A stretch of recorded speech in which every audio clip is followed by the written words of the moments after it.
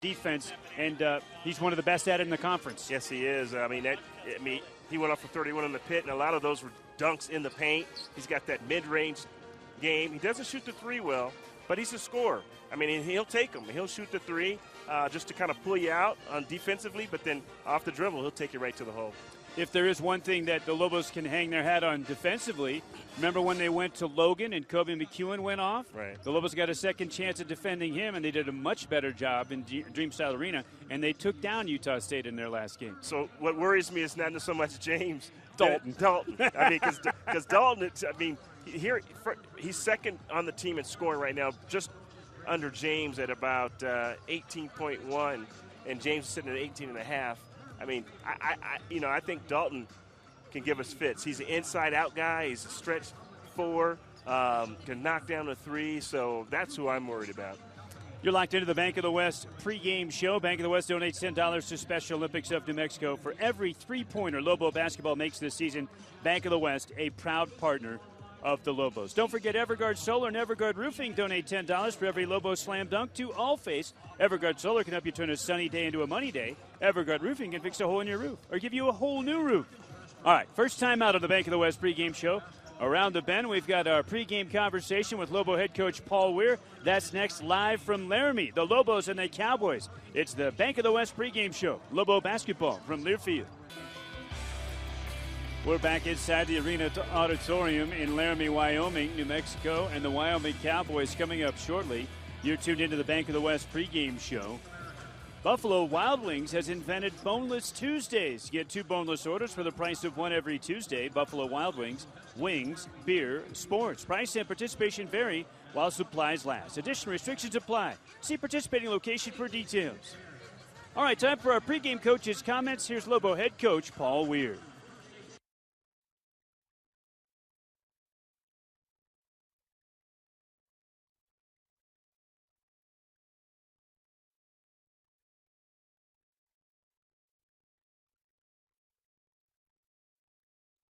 Paul, it's the Lobos and Wyoming, the rematch. You're in Laramie, chilly outside, but the Arena Auditorium's going to heat up tonight. And, this is a little different trip coming here to the Front Range. How's the team prepared? Really haven't talked a ton about it, to be honest with you. It's the next game. We're really trying to worry about all the on-court stuff, what we need to do on the court to execute offensively and defensively. It's a different trip, weather-wise, particularly given how warm of a winter I think we've had back home in Albuquerque. It's a bit of a change. Even for a lot of the newcomers we had, I think they think that this is a typical Albuquerque winter, and it's not. So kind of getting a little seasons to us here, a little snow, some snowballs, things in that. It's been fun, but really our focus has been on the court. I really don't want to spend a lot of time worrying about things we can't control, and right now all we're focusing on is the game. So you've had extra preparation time, which means a lot of time, I'm sure, looking back at the first matchup in Dreamstyle Arena, and then what Wyoming has done here recently. What have you seen on tape? Obviously still a very talented team, very good at home. 2 tremendous players in James and Dalton. Herndon hasn't maybe had quite the year that I had expected or maybe some had expected, but he's a really good center as well. I think those 3 kind of anchor them in different ways and make them just a very formidable opponent. When you have that kind of like star power at the top of your lineup, you're competitive in any game that you play if you want to be. Their game against UNLV was a very strange one. It was one they were really, really down, and they came all the way back. They've kind of been a little inconsistent on the road, but at home they've been tremendous. So we know it's going to be a very good team. We've obviously prepared for them and gone over some things they did in game 1, some things we have to improve on, independent of whoever we play, and then some things that they're obviously doing lately as well. I was thinking about it and sort of drew a parallel. They're not identical type scores, but in terms of having 2 really prolific scorers, Wyoming and Utah State are similar. Kobe McEwen had a terrific game against you guys in the first one. You're able to shut him down. Obviously, James went off in Albuquerque. Is the plan for this one to focus on him? And I know if you do that, Dalton is dangerous too. For sure, and we have to contain James. Those are guys that have kind of hurt us this year, really good one-on-one players that can kind of attack off the bounce and really create offense.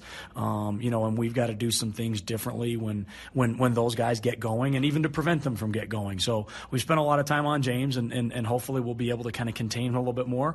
But again, as you do that, you've got to be aware of Dalton, who numbers-wise and even proficiency-wise is having an even better year than James. So, it's a very good 1-2 punch. Like I said, when you have that kind of star power at the top of your lineup, you're a very potent team on the offensive end, and we have to make sure we contain them as best we can. Lobo head coach Paul Weir with us. You mentioned drivers have given the Lobos trouble this season. Some have different strengths than others. Is James pretty ambidextrous? Does he have some tendencies that you kind of play to?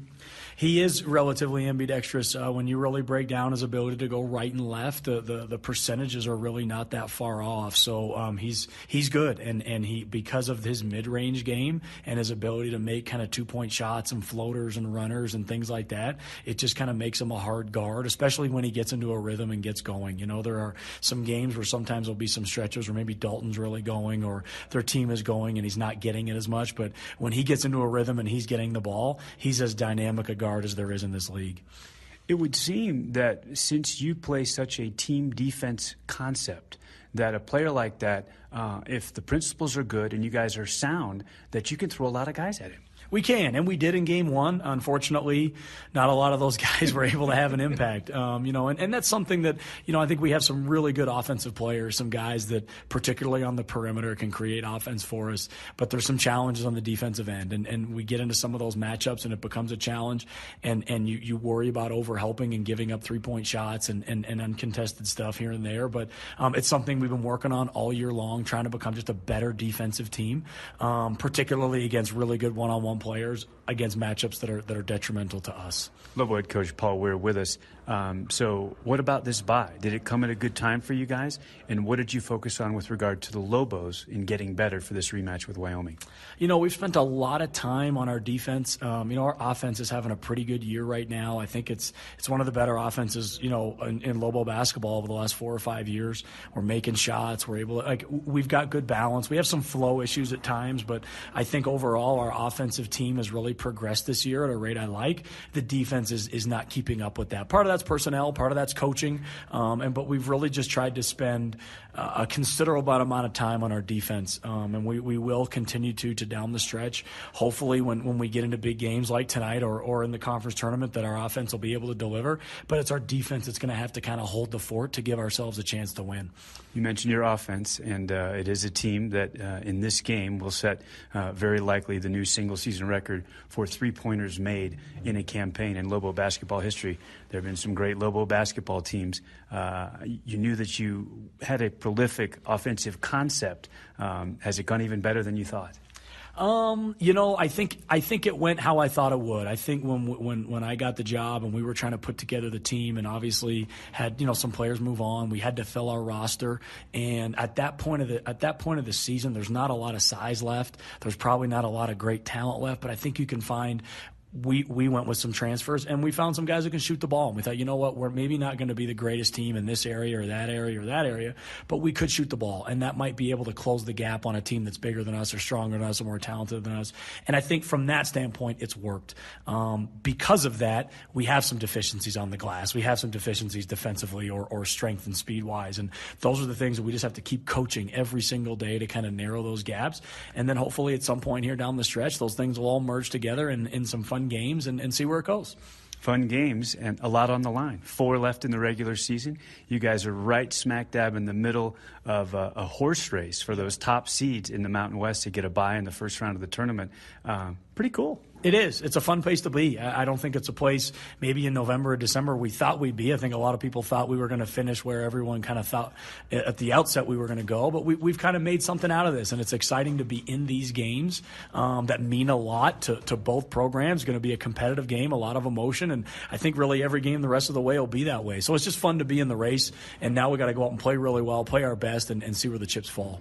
And on the chemistry side, a lot was made of the fact that you got your 10 full scholarship guys back. Now you've had them in the gym for several days, just working. How's it coming along?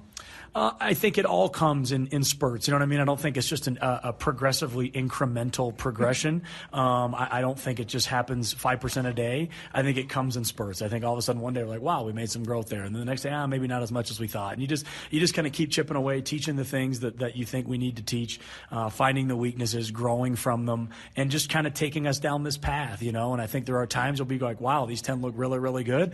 And then sometimes go, you know what, they still haven't really quite figured it out yet. So that happens to me every day in practice. It'll happen in the games. We just got to make sure we're chipping away at that and going along the right path to where when we get to the best point we can. Is that frustrating, to use the cold weather analogy? To get the snowball rolling downhill, wouldn't you like it to get bigger and gather momentum? It really doesn't. As a teacher, this is the funnest part of my job, to be able to every day, look for every little thing you can to make this team better. It's a great challenge. You like adversity. It makes us better. It makes our team better. It makes them individually better as young men. So the fact that this is coming to me, I just embrace that challenge. I think they are too. If we have some bad moments, it's just another teachable opportunity for us, as opposed to throwing our hands up in the air and asking why me or anything like that. That's not really what we're about. We just got to roll it out tonight against Wyoming, give it the best shot we can, see how far we've come, and then find our weaknesses from there and keep chipping out the way going to the next game. It's going to be fun here down the stretch at the end of February.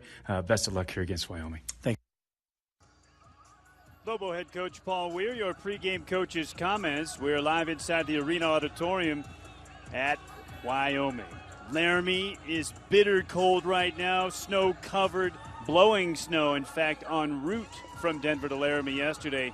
But inside the arena auditorium, it'll be cooking here, in just about 15 minutes' time. All right, time for us to take a pause on the Bank of the West pregame show.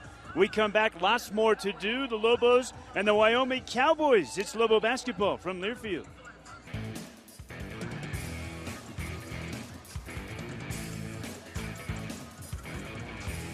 We're back on the Bank of the West pregame show inside the arena auditorium on the campus of the University of Wyoming. The Lobos have come to the Front Range, frigid Laramie, for a crucial Mountain West contest between these two longtime rivals, the Lobos and the Wyoming Cowboys. Welcome back, my broadcast partner, Hunter Green.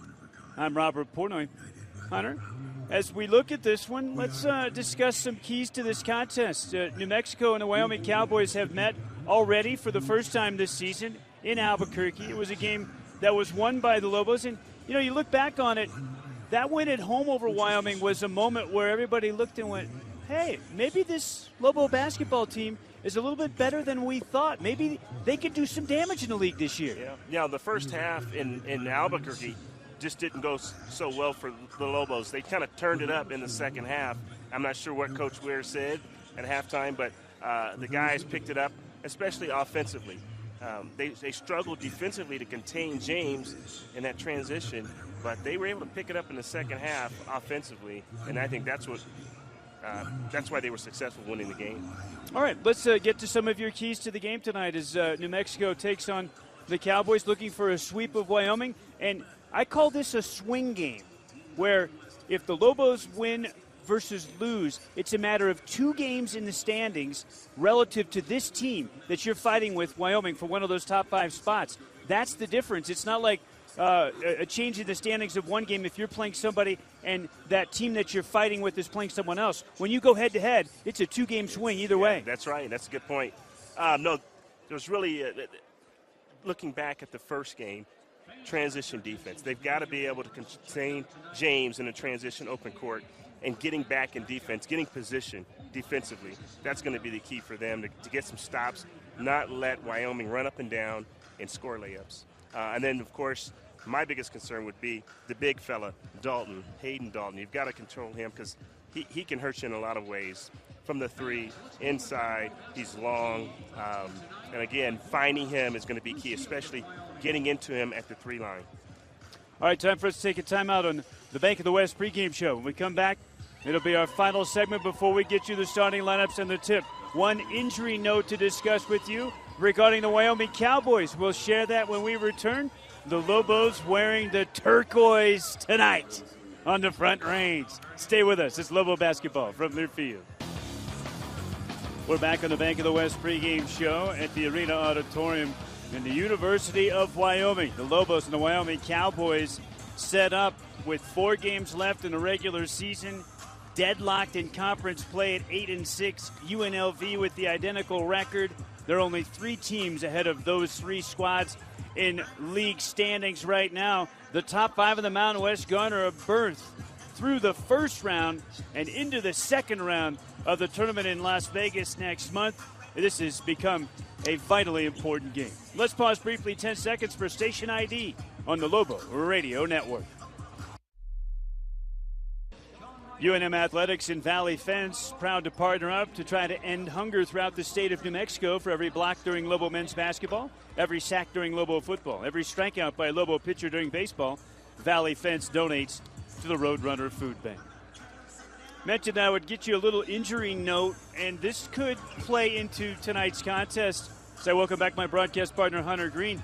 Hunter, a guy who I think is an important piece of the puzzle for Wyoming, coming off their bench, because to me, he looks a little bit like Justin James, only he's not quite as big and not quite yet as capable. But Lewis Adams is a guy that caused the Lobos some problems when these teams played the last time in Albuquerque. He's missed the last 2 games with an ankle sprain. He was seen in a walking boot on Saturday during their contest against San Jose State.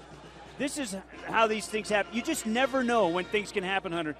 In shoot-around, on his home court, before San Diego State, he rolled his ankle, and now he's missed 2 games as a result. In shoot-around, you never know when things can go south, and he's a pretty important component for them off the bench. Well, especially he's a senior. He's a leader. But I just saw him do an alley-hoop dunk here in warm-up, so I think he's going to be okay. You think he's looking good for tonight? Yeah, he had a little rise when he went up and caught that alley-oop. Bouncing his step? Yes, he did. All right. One other note, Jordan Naughton, a big fella, 6'10". He and Hunter Thompson are the 2 tallest players on the Wyoming roster at 6'10". Naughton has been fighting back issues all year long. Naughton's only appeared in 9 games, and probably a situation where he looks back on it and thinks maybe should have been a redshirt type of year. But he desperately wanted to play. He won't dress tonight for Wyoming. Knock on wood, New Mexico's 10 scholarship players and their 1 walk-on. Everybody is healthy and available for Coach Weir tonight. All right, time for us to take our final timeout. When we come back, starting lineups and the tip-off. Lobo basketball in Laramie from Learfield.